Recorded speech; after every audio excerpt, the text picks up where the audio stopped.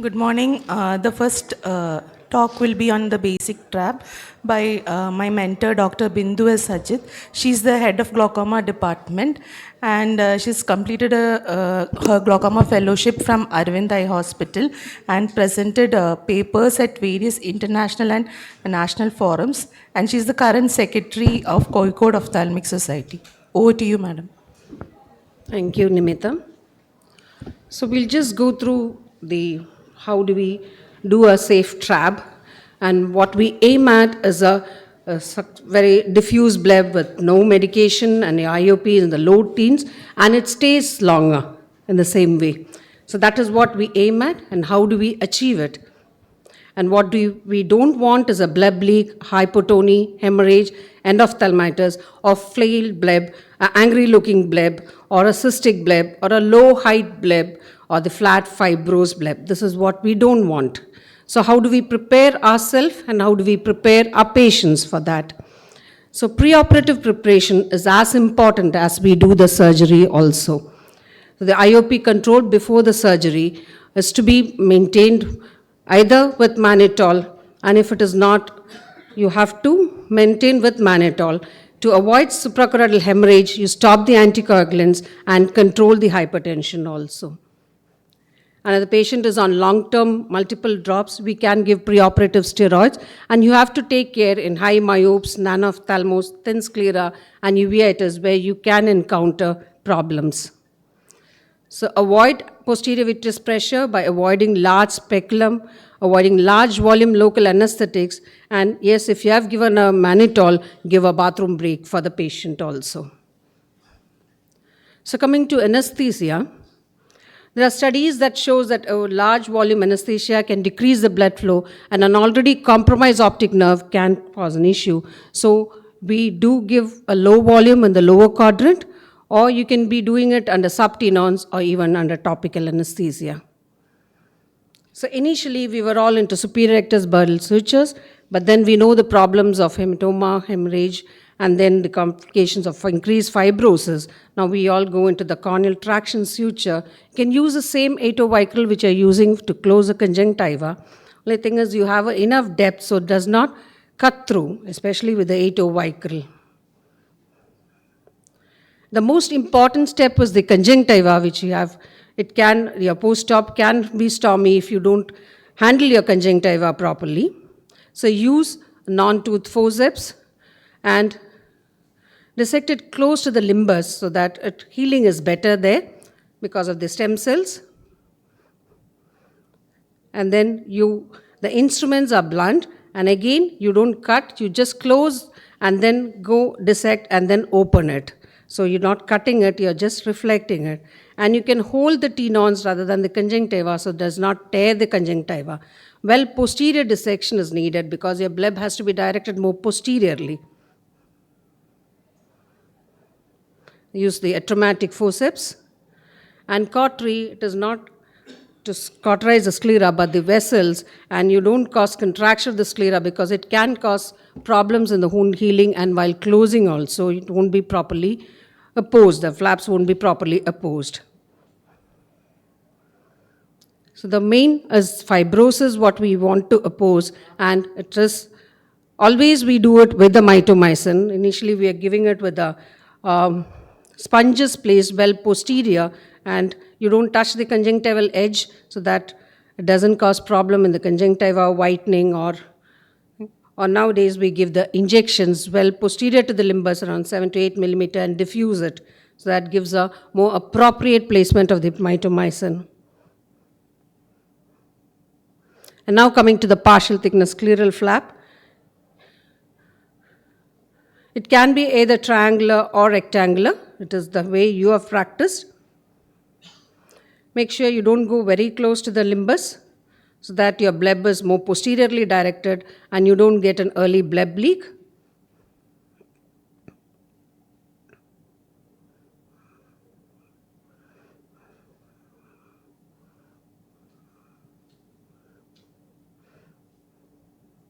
Basically, when you hold the flap and pull it, you get a plane and then go with the same plane. Don't create multiple planes.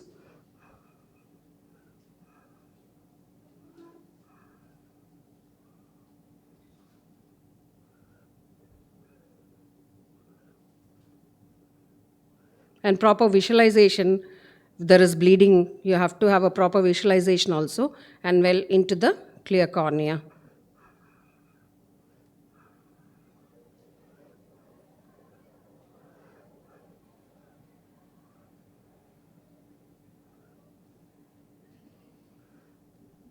After that, because you know the pressures are high initially, a slow decompression gives you less complications. Do a slow paracentesis, and if you have a more complicated cases and you have doing only trab, you can also use the AC maintainer. And the paracentesis does not only cause a sudden prevent sudden decompression. You can also use it after the completion of surgery to titrate and see. And then after that, you create the ostium. It is not the size of the ostium that matters, but the distance from the sides. It is, if it is in the equidistant in the center, you don't have a wound leak. But if it is to the side, you always have a leak, and then you have problems post-operatively. It is with the Kelly sponge, which I do. And then you do the peripheral iridectomy. You just pull it a little bit and then cut it at the base. What you have to notice here is the base should be larger than the ostium, because otherwise the PA is going to block the ostium. And then finally you suture it. To titrate the bleb post-operatively, we go on with the releasable suture. Initially, there are multiple ways of doing it. Initially, when I was doing it with the taking the first bite at the corneal end, we have more incidents of the windshield wiper and releasing the releasable sutures coming out. Now we have the modified way of doing from the scleral end, so you have a loop there and it doesn't come out during the post-operative period till you release it.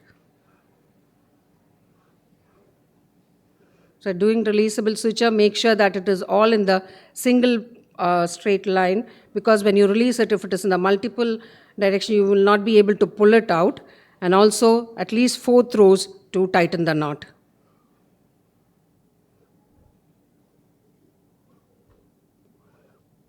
And like Satin sir, they do only one apical suture who are very confident and well experienced with all that. Can also do that. Each one have their own modification with their own experience.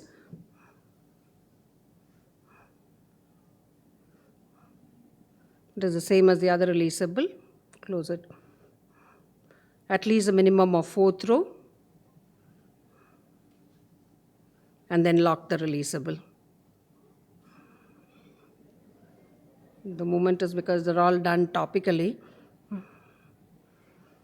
And this is what I was talking about. Your releasable sutures should be in the same line so that it is easier to remove. Otherwise, it just breaks up when you release it. And when you're placing suture, it is now you're not aiming at the center, but more towards the base, because you don't want the flow to come from here and cause post-operative leak, but you want a more posteriorly directed flow in your bleb. And the last and the most important step is the conjunctival closure.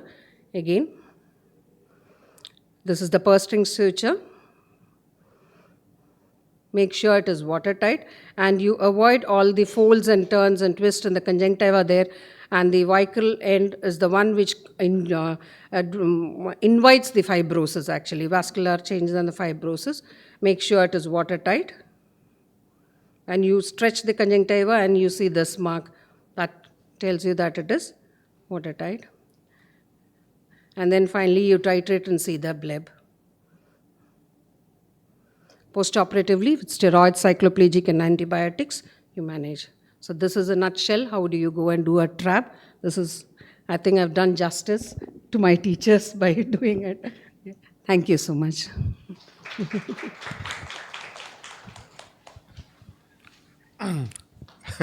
Definitely, yes.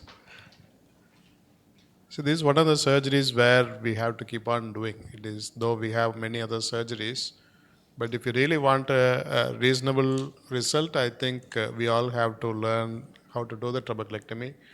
It is not that only one or somebody can do the trabeculectomy good, but it is understanding of the tissues and how to do the trabeculectomy properly. That is one part. The second part is on the post-operative management. Yeah, please. Very basic question. Would want all any of you to answer. At what point post-op, if you're in single digits, you're fine. Barely, it looks like it's going to 12, 13, 14. You don't want that. You could do a digital massage. But when would you take a call that you're going to do needling early on? And how early? And how long would you try digital massage and release of suture? Okay, you can release a suture even at the end of 1 week if the situation mandates. But then Madam, you do one at a time. both answers. So regarding the release of the sutures, don't try to do anything before third week unless you have multiple sutures. If you have only one single suture, I wouldn't prefer to take it prior to 3 weeks. But if you feel the IOP is really too high, like 40s, 30s, and 40s, I meant 14, 13. 13, 14, see, 13, 14, it is very difficult to predict how the blebs are going to function. So with the experience, if you see the vascularization, then if you start seeing the scar tissue formation, of course you can really take it out. But first week and the second week is not the ideal time unless, if you really feel the IOP is higher, then it is fine. But otherwise, it is very difficult for us to predict, is it going to be really going to be higher after a month or two? So I wouldn't do it immediately. You can do the ALS, that is organ laser suture lysis. You can do it within the second week if you have multiple sutures, nothing wrong in that. But before that, what we need to understand is what is our possible target IOP for that patient. Say, for example, you have a mild disease or a moderate disease, what you are looking at is somewhere around 13 to 17 or 16. But having around 13, 14 is still fair enough. So if you really have an advanced glaucoma, then you want 9, 10, then possibly you can think about it. But the blebs doesn't go well with that within that first month itself. If you really want to assess the bleb function, minimum it takes about 2 months time for us to really understand that bleb functionality. So I think without much delay, I think we'll move on to the next speaker. We have Dr. Namita from, is it? Okay. Because it is in this order. Yeah, no. Okay, I'm sorry. Okay, sir.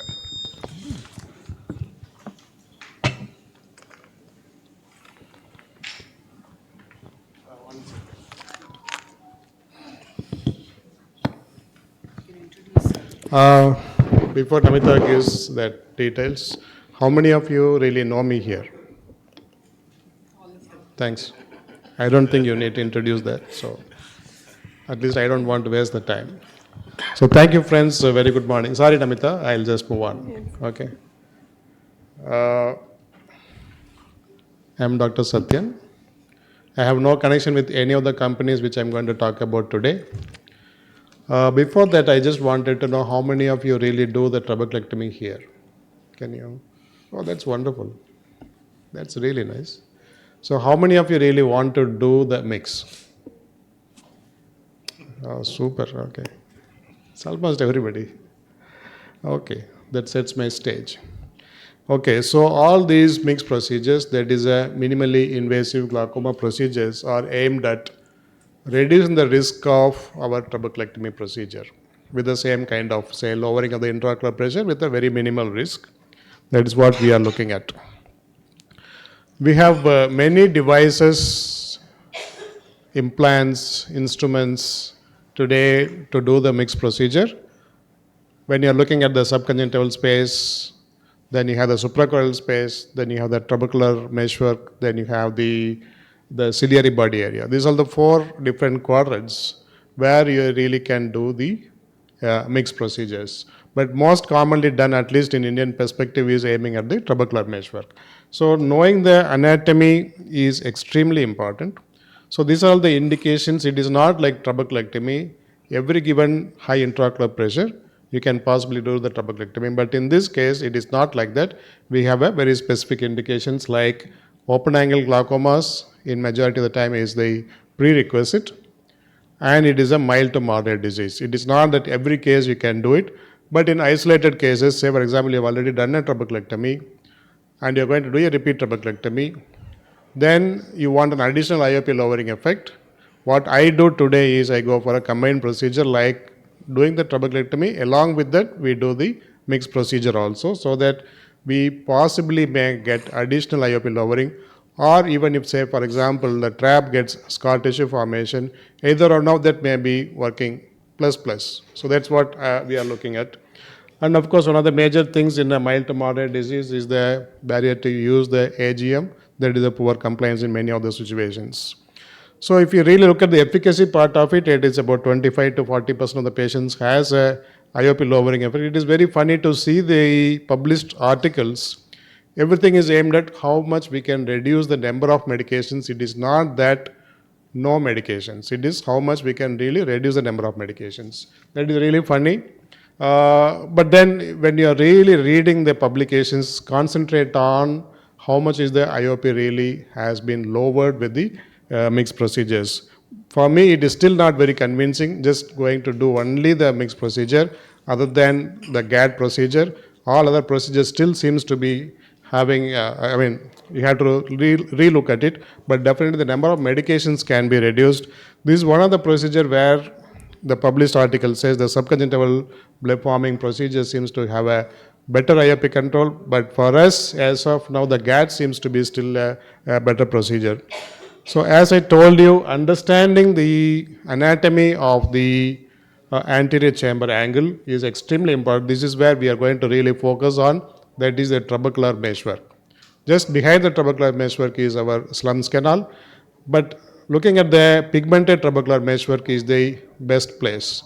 If you really can't understand the pigmented trabecular meshwork and the pigmented Schwalbe's line, then if you are going to expect some results, then you are not in the correct position.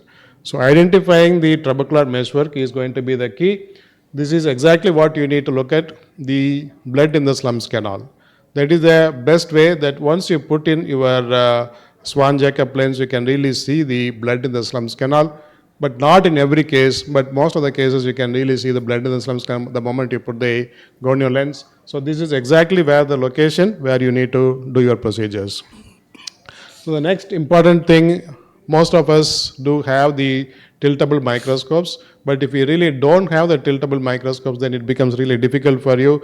So understanding your microscope becomes critical. So just keep rotating. Every microscope has its own way of doing the tilting, but this is the higher neo microscope which I am showing you. Tilting the microscope to 30 degrees, tilting the head to 30 degrees, and asking the patient to look down. Again, all matters. So by the time you keep the gonio gel, don't look at the cost factor in this, because once you do the mix, you are an expensive surgeon already. So make sure that you put a proper gonio gel, not your regular HPMC.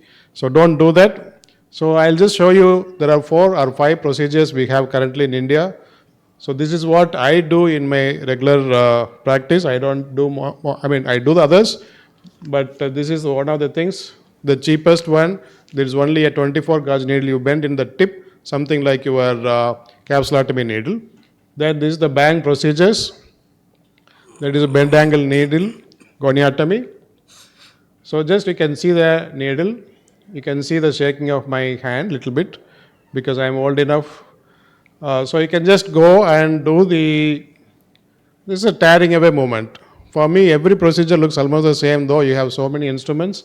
It is how you really visualize the angle becomes a very important thing. So just keep on moving, but sometimes you go deeper, sometimes you go superficial. That is all the learning curve. I'm also still learning. It is just 1.5 years now, so I am just still learning. So again, turning back, you can see there is a bit of a tissue in the needle. So that is a trabecular tissue. Then you can do it in the opposite angle. So this is about closer to 180 degrees, though we keep saying 180 degrees you do. But is it really possible for us to understand 180 degrees means how much? So it is right and left. So we assume we are close to 180 degrees because the magnification factors are there.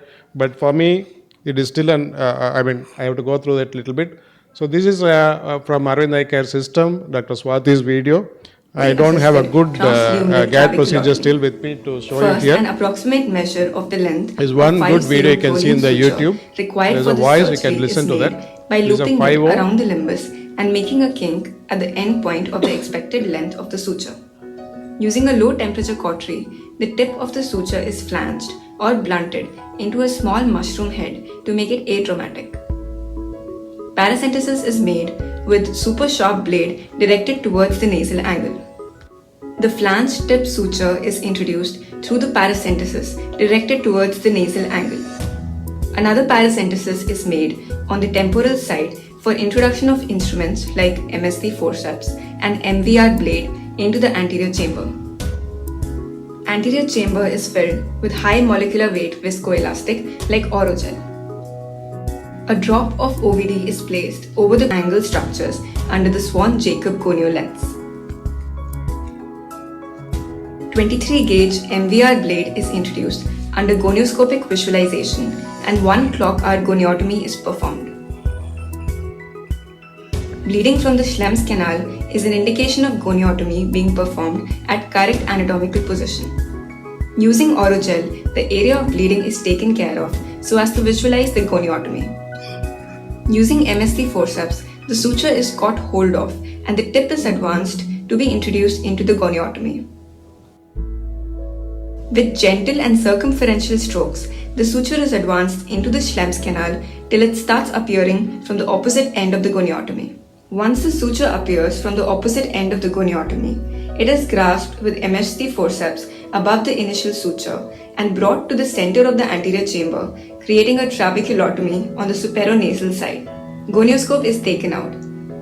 With McPherson's forceps, the suture is pulled from outside, creating an internal trabeculotomy of 360 degrees. So that's about the procedure. It is looking very simple, but is that very simple is a question to ask. Just because of the MSD forceps is not available, I am still not doing it. The Alcan says we have to buy it in bulk, so otherwise they don't give. That's what they said. So the next procedure is the eye stent. There are different versions of eye stents are available for us.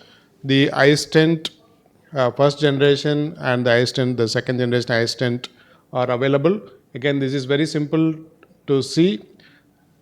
Identifying the pigmented trabecular meshwork is the key to do that. Magnification, how you use your foot pedal, in the sense the the microscope foot pedal is extremely important, because zooming in by yourself, focusing it on and zooming in is the key, because we are not used to that kind of setup. The vitreoretinal surgeons are more comfortable in using the foot pedal, microscope, everything together, but we have to just learn that as anterior segment surgeons.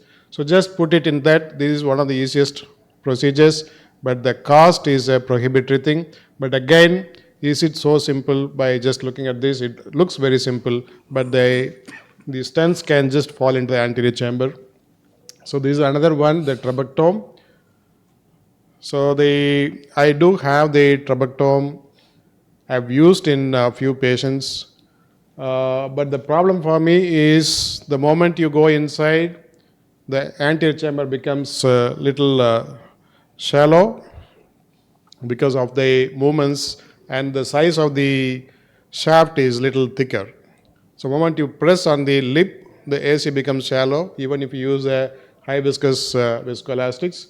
So if you have seen that all the procedures are almost the same, like same thing, you just keep on doing that with the various kind of tips. Only the difference is the tip. So this is IK Ahmed's video. You can just go into the online and you can see that. I don't have the one which he is using, the something similar to the cautery. I don't have that. It's just a regular tip which we have. So this is another KDB. KDB is the one which I am again using it. Again, this is not my video. So you can see something similar to the bang. You do the same kind of a stripping. The only thing is the KDB seems to really take away a nice piece of tissue than what we do with our regular bang. So otherwise it is all kind of the same stuff. You do it around kind of 180 degrees. So the efficacy wise, say for example in mild to moderate case you are going to do a phacoemulsification. The IOP lowering medications going to be almost the same, not much difference. But if you are going to do the mix along with the phacoemulsification, probably the IOP lowering medications you can reduce from 2 to 1 or 3 to 1 or 1.5, something like that. So common complications which we see in this is the hyphema, acute IOP elevations, anterior synechiae, DM strip, and the transient coral, which we haven't seen anything so far.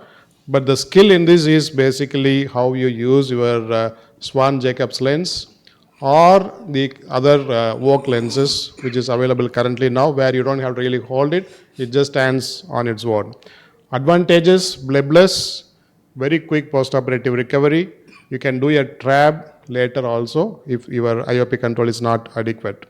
But we have other issues: availability, cost, and other limitations. We are still not yet started using it, doing it much, but we have to move on to the next step. But as of now, I use mix as a combined procedure, because once we are going to charge the patient, we need to be confident enough.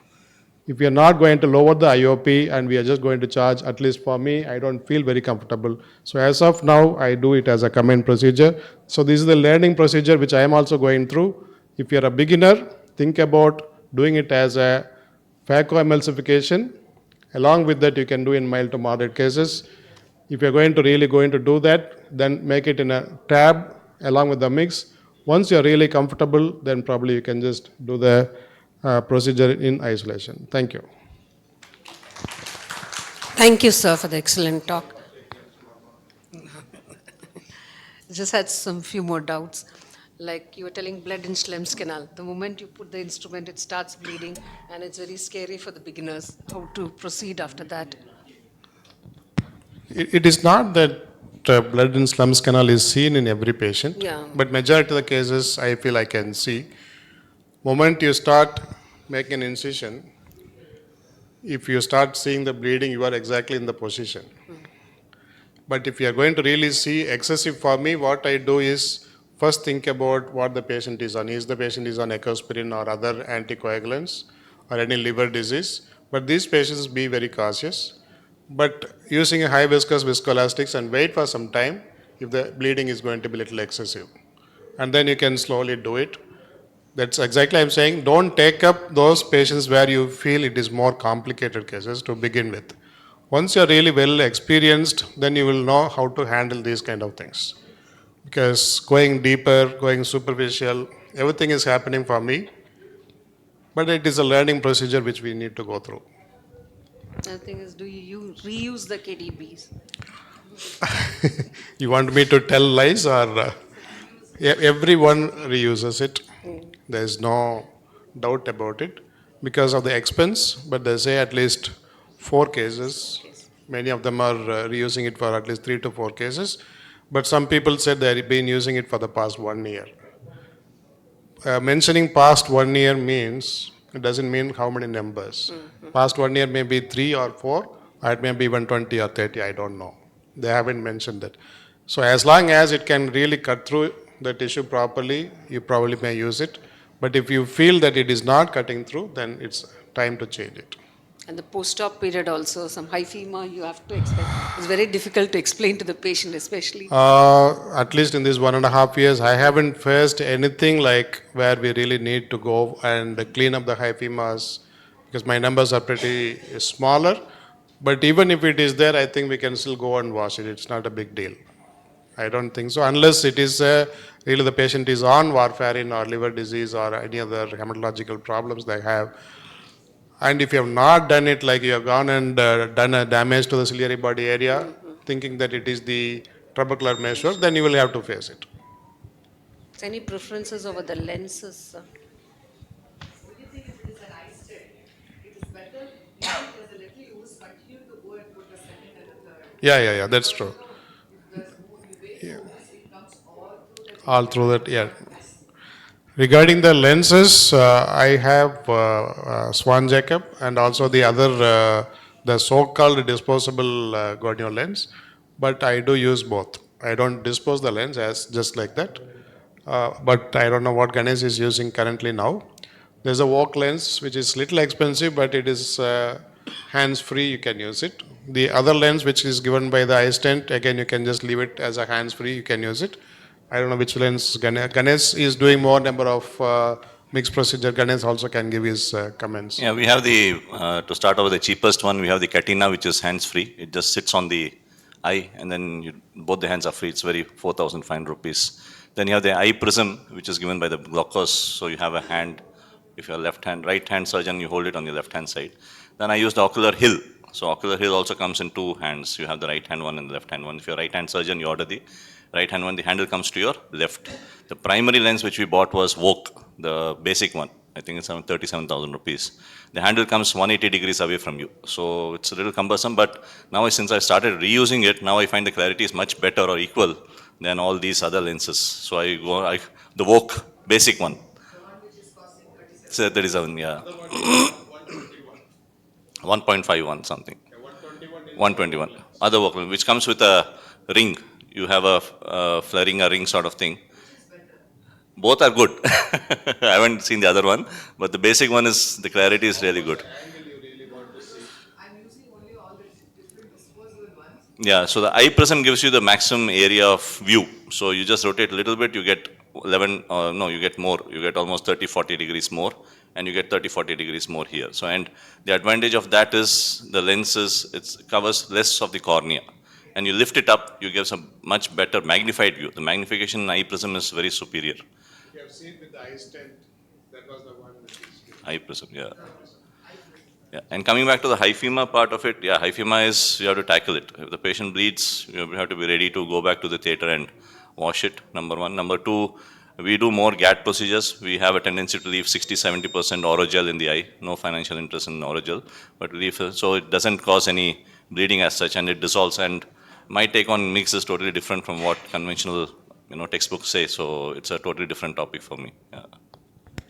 So can we do the mixed procedure under peribulbar block? Yeah, you can do topical, you can do subtenance, you can do peribulbar. Actually, blocks give you a much better idea, mainly because you get to see the blood in the Schlemm's canal very easily. So, or if you want, you can press the external jugular vein. You can get the blood in the Schlemm's canal regurgitate. You can do it. You have to move the patient rather than the eye. So once you do topical, you will have pressure, and then you will have the flow of the orogel outside the eye. The viscose will come out. So you won't have chamber stability. So better to start off doing under blocks, and subtenance you can give on table. You don't really have to, we bring the patient on table topically and then convert into subtenance.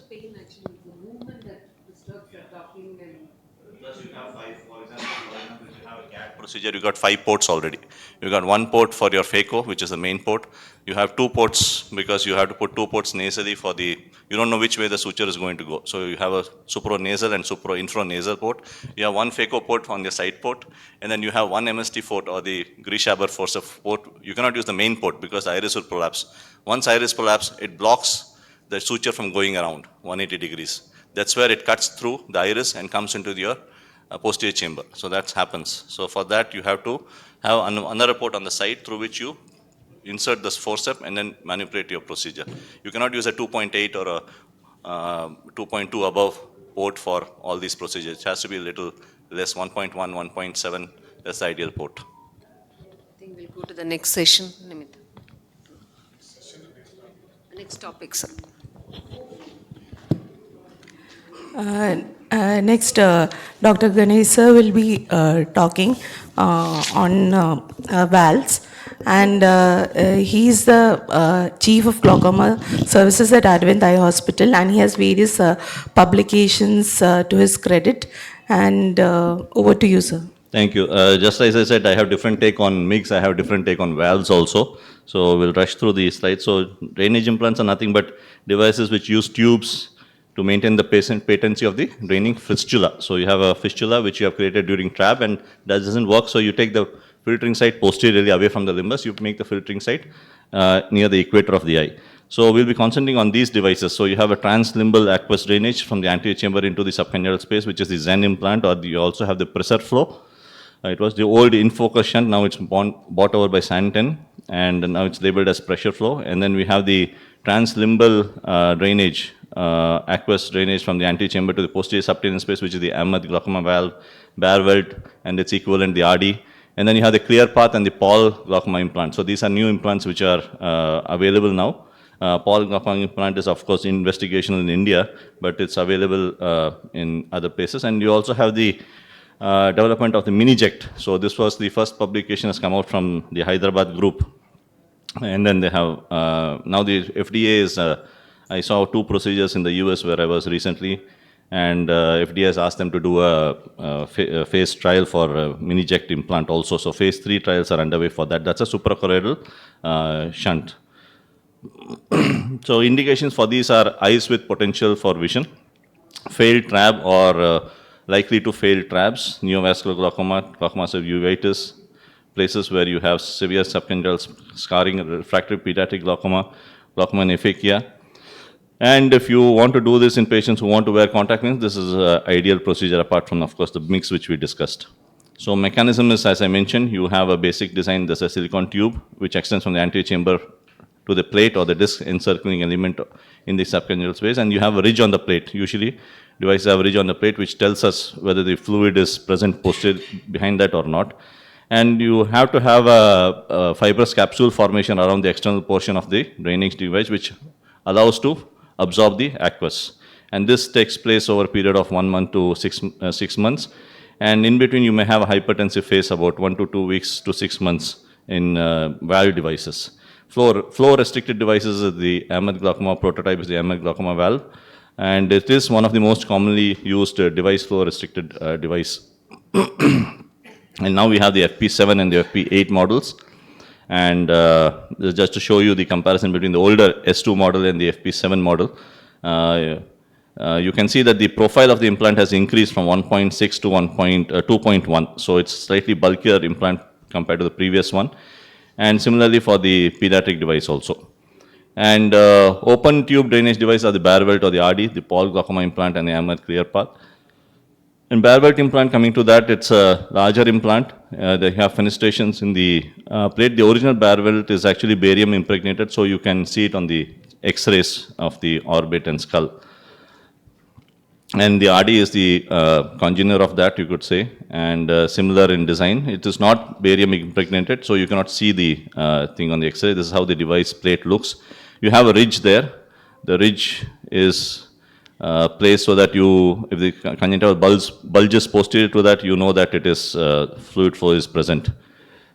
And coming to the Paul glaucoma implant is a very small device, and the breadth is 21.9 millimeters, and depth is 16.1 millimeter. And this is how you can compare it. So the Paul is 342, but it's anteroposterior wider than the Barwelt, so you have almost the same size, but it's very, profile-wise, it's very small. And the Ahmed is the smallest of the lot in the size. This is how the Paul looks like. And the advantage of the Paul is the tube is so small that many people compare it to the Zen implant tube. So this the overfiltration possibility is very less. You don't have to, people don't ligate it, so there's no need for ligature. They don't have to put a ripcord inside. So from the moment you implant it, it's the word go. So the IOP control is pretty good, they say. And this is the size of the tube if you compare the Paul glaucoma and the Ahmed and the Barwelt. So you have the Barwelt and the Ahmed have a very large tube, and the Paul is 0.1. And my technique of placing the tube is the tunnel and track technique. So I don't use a patch graft. You could always use a long tunnel technique like described by Dr. George et al. You can use a 4 millimeter tunnel and then cover it with conjunctiva. But I make a track first, and then a distal portion you'll have I make a tunnel first, and the distal portion is a track. So the whole thing is covered by the conjunctiva, the sclera. And then the procedure is also done in a limbus-based fashion. So I have access to the muscles very quickly compared to making a fornix-based incision in which you have to dig around for the muscle. So I place the implants very quickly and then suture the conj. And coming to the surgery per se, so this is the Ahmed clear path. We were provided this as a demo versions. We utilized this for about 3 patients. So you see this is a taco technique of insertion which has been described by the Wills group. And you fold it and it just goes in. Because I'm not able to hold it properly, it sort of jumps out, but you hold it tightly and with the serrated forceps, it will go in, it will unfold. And the advantage of this is you have the eyelets very anterior. So you can, suturing becomes very, very easy. It comes with a 23 gauge needle as a kit, and also a 4-0 proline inserted in the tube. So it makes life a lot easier. You don't have to hunt around for it, or you don't have to open a new pack. It comes with it. Quite expensive. It's about, I think, 20 plus thousand rupees. But the advantage is that in high myopes, patients who don't require very low intraocular pressure or don't require such a large surface area of treatment, or patients in whom scarring is dense, patients who got a buckle, and patients who have limited surface availability of conjunctiva, it's quite comfortable. Once you place the implant, we'll ligate the tube, and the ripcord will trim and cut, suture it flush to the sclera anteriorly. So if you want, you could remove it from the slit lamp, or you could always take the patient back to the theater and then remove the ripcord suture. And the advantage of this is you don't have to dissect the muscles as much as you would like to do in a RD implant. So you could always confirm that it is within the muscles, but you don't have to really do a small pocket is insufficient. Especially pediatric eyes, this is quite comfortable, because next day you can examine the retina, you can examine the sutures are placed very posteriorly, so you don't have any irritation.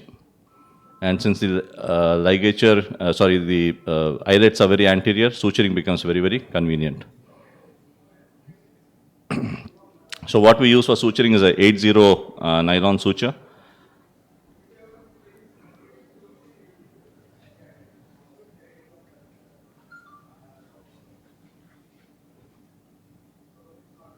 And then we create the tunnel and track and place the implant, place the device in the, so you already see you have a trab being done there, and the trab has a peripheral iridectomy. The tube will go into the sulcus and be left in the tip will be left in the PI region. So you can observe the PI, so it won't come in the anterior chamber at all. So RD implant, the steps are the same. This is an infro-nasal RD which we were doing quite some time back, but now since we have quite expertise, we are able to manage it supratemporally. So this is the muscles being hooked. You could also create a tunnel and track inferiorly, so the RD implant is going in. And you can see the implant has been placed between the muscles. And you can use a 23 gauge needle which is bent at a 45-degree angle to create a entry into the anterior chamber. You could also create a crescent. The advantage of doing infranasal is the crescent can be used from your side to the opposite side, and the tunnel can be created.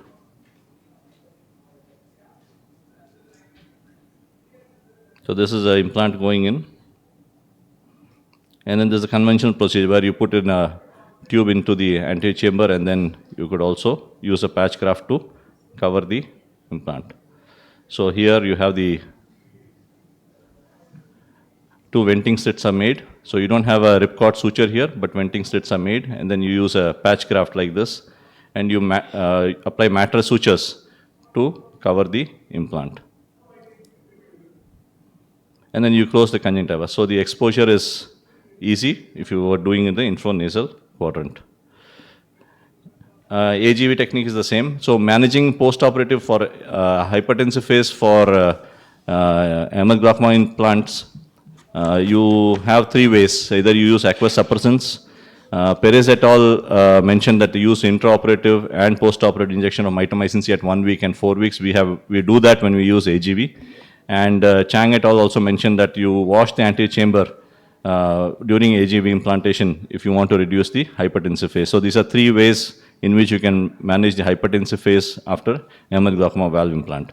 And post-operative hypotony is a serious issue with non-valve devices, like you have the RD or the BJ and the ACP. So you use the ripcord suture in high-risk eyes. You use maximum tolerated medical therapy till the ligature gives way. So for 6-0 Vicryl, if you're using 6-0 Vicryl, it's about 42 days.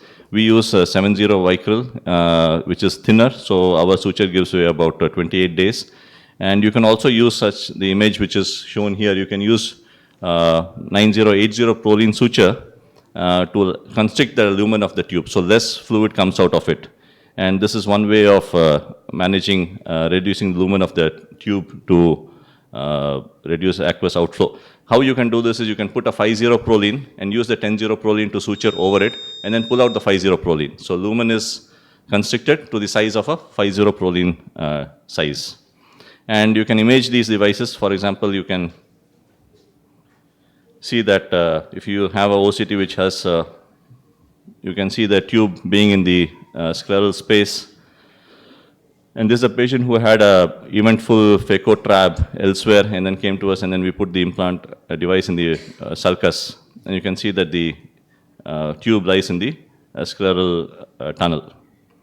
And if you have an anterion, for example, you could use this anterion device to image the position of the implant, where it is located, whether it is moving as you serially examine the patients.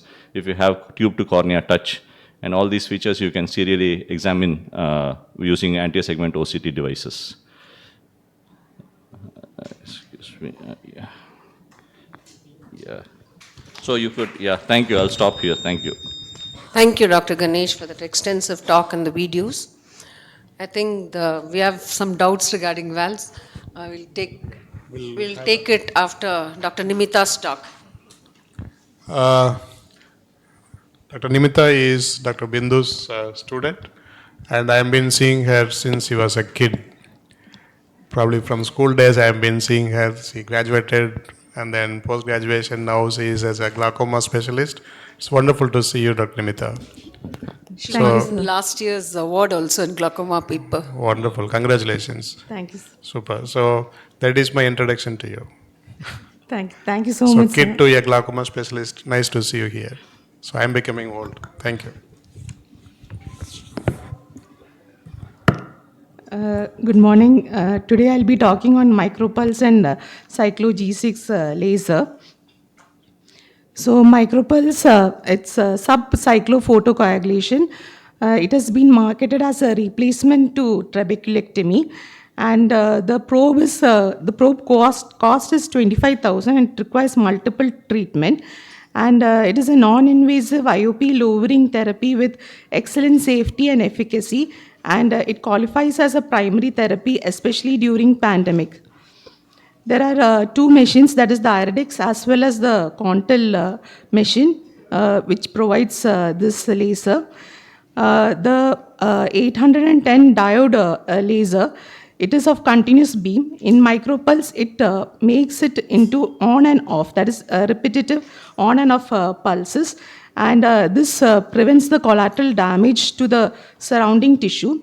It also acts at the subthreshold cell damage, and it reduces, by reducing the aqueous humor production, and also it increases the uveoscleral outflow and has a pilocarpine-like effect also. So this is a picture. Basically, it affects the pigmented ciliary epithelium. There are two probes. The newer probe, that is, it has a bunny-like ears, which is projected towards the limbus, and it has a better viewing and can be used in sunken eyes, and it has an intuitive probe orientation and better light coupling. So before doing a micropulse, we have to do a transillumination, that is clear transillumination I have done here. And it should be done mostly in cases of congenital glaucoma, high myopia, and wherever there is distortion of the limbal anatomy secondary to previous surgery.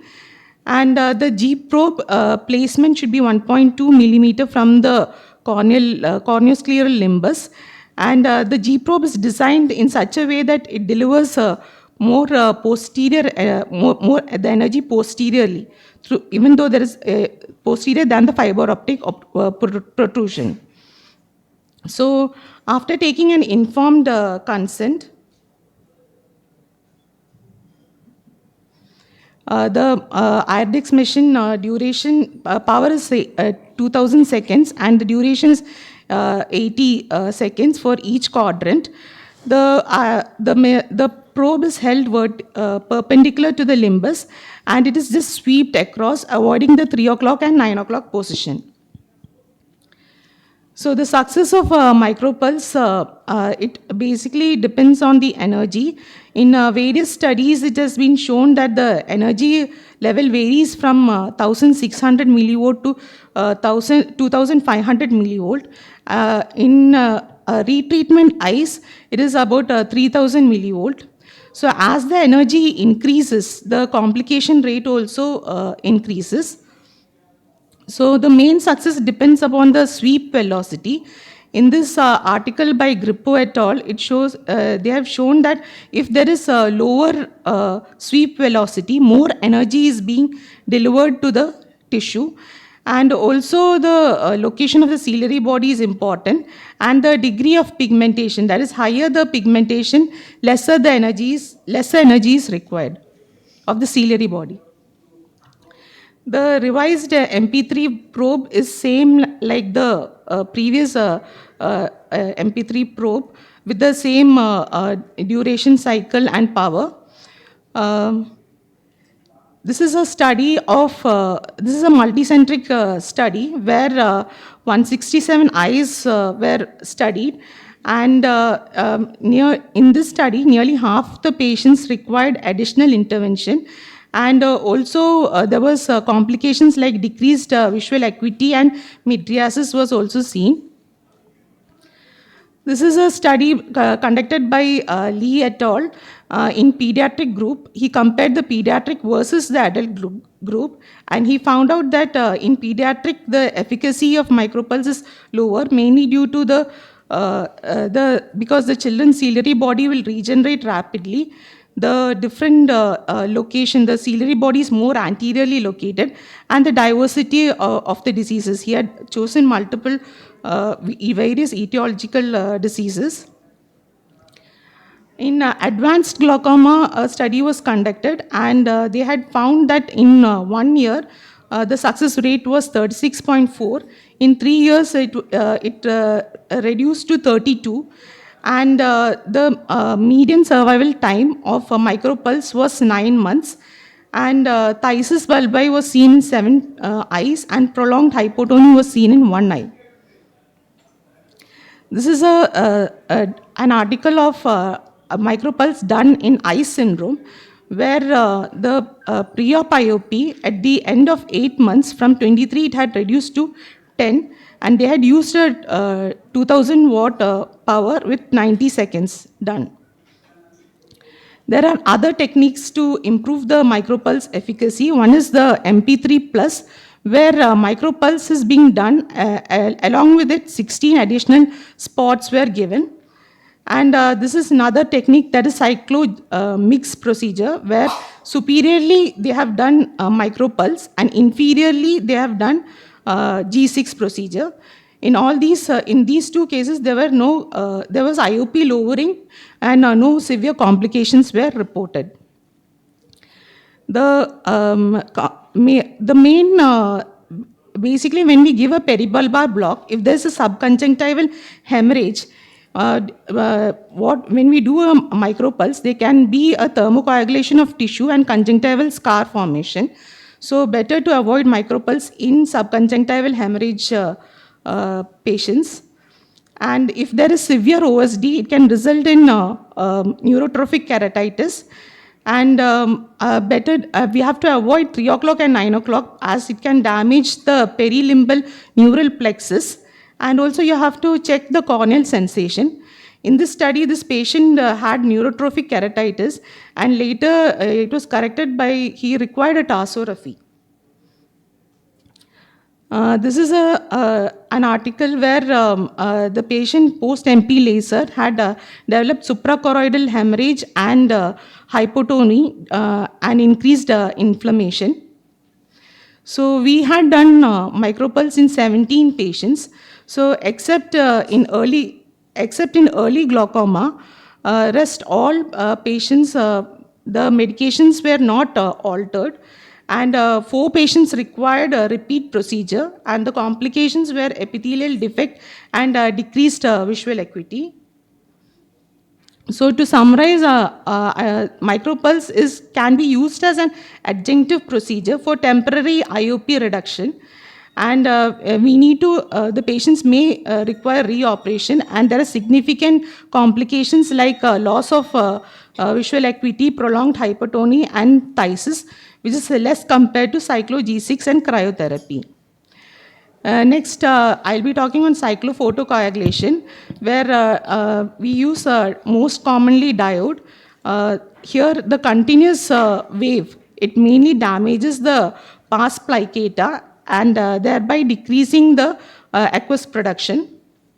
So there are various indications of cyclo G6. Mainly, it's done in patients painful blind eyes with poor visual acuity. So the fiber optic transmission, it has a protrusion of 0.7 millimeter from the limbus, and the power duration is 1,300 to 2,000 milliwatt, with a duration of 1.5 to 3.5 seconds, and we need to titrate the power based on the pop sound, and 180 degrees basically treated. So after giving peribulbar anesthesia and lidocaine jellies put, the probe is held perpendicular to the limbus, and superior and inferior quadrants are given, avoiding 3 o'clock and 9 o'clock position. So the cost, the practical considerations is that the cost of the probe is 25,000. We have to avoid 3 o'clock and 9 o'clock position because of the position of the ciliary nerves, and also you should avoid areas of increased conjunctival pigmentation and scleral thinning. And when reusing the probe, you have to clean the probe meticulously. Complications like pain, initially high IOP, hypotony, phthisis bulbi, decreased vision, inflammation and hyphema, sympathetic ophthalmia, conjunctival and scleral burn, scleral thinning and staphyloma are noted. So this is an article where there was a scleral perforation seen after cyclo G6. It's basically due to the faulty laser probe, and there was a debris at the probe, and it could happen due to scleral thinning also, and you should avoid areas of localized pigmentation and scarring. So this is our results, where we had done cyclo G6 in 110 patients, and for 93.6 patients we had done it for pain relief, and most common etiology was the neovascular glaucoma. The parameters we had set was 3000 milliwatt and power was 1000 millisecond, and basically we had a 20.7 decrease of IOP, which is significant, but the number of medications was not significant, which was preoperatively it was 3.03 and it reduced to 2.42. So the complications were mainly decreased visual acuity. 2 patients had phthisis, that is because they were done on, they had scleral thinning.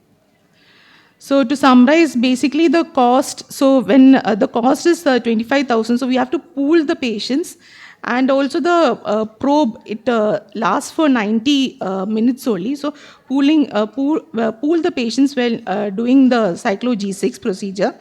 And it's a well-tolerated procedure with maximum IOP lowering effect, and complications like pain, decreased vision and phthisis have been reported. Thank you, Nimita. I think we are short of time. I just have one doubt to ask Dr. Ganesh.